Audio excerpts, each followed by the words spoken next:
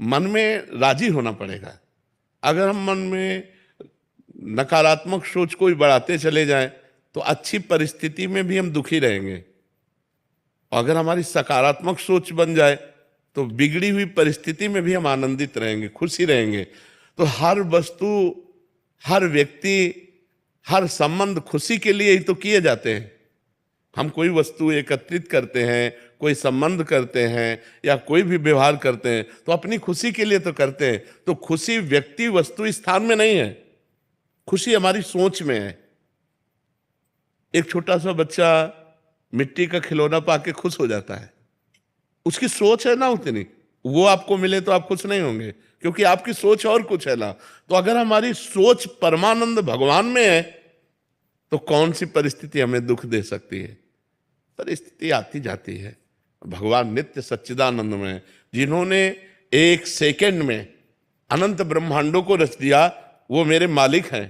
तो मेरी परिस्थिति का समाधान वो क्यों नहीं कर सकते हैं? तो हम खुश रहेंगे, हम आनंदित रहेंगे। तो हम हर समस्या का समाधान तभी पा सकते हैं जब हमारा चित्त भगवान से जुड़े। अगर भगवान से नहीं जुड़ेगा तो फिर तो हम आप सबसे प्रार्थना करते हैं कि हमारे जीवन में संघर्ष और समस्याएं बनी रहेंगी।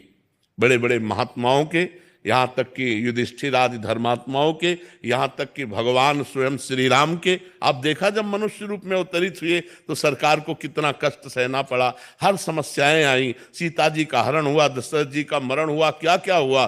तो जीना पड़ेगा, हमको जीना पड़ेगा, इसी जगत में रहना पड़ेगा। लेकिन हमको वो कला सीखनी है जिससे हम दुख को भी सुख में परिणित कर सके। वो है भगवान का भरोसा, भगवान का आश्रय। अगर भगवान का आश्रय, भगवान का भरोसा है, बिल्कुल सब ठीक हो जाएगा। हमारी विश्वास मान लो, हम अपने विश्वास से कहते हैं कि हमारी हालत ये थी, हम तुमसे सच्ची कहते हैं कि हम पड़े हैं, पानी रखा है, हम उठा के नहीं पी सकते।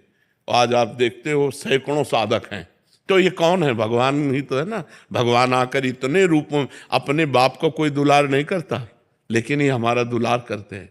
तो हमें लगता है ये मेरे ही ऊपर नहीं, यदि आप भगवान के आश्रित हो जाओ तो भगवान आपके भी हैं। लेकिन भगवान के बिना समस्या का समाधान नहीं है, ये हम आपसे जरूर कहते हैं।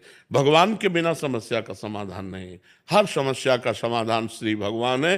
वो अपने आप न जाने कहाँ से कैसे कैसे सब व्यवस्था कर देते हैं।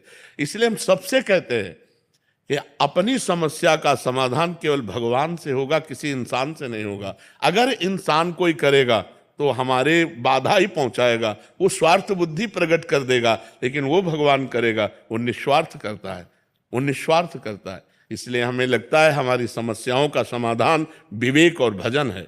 अगर हम भजन करें और विवेक से चलें तो संसार पर विजय प्राप्त कर सकते हैं।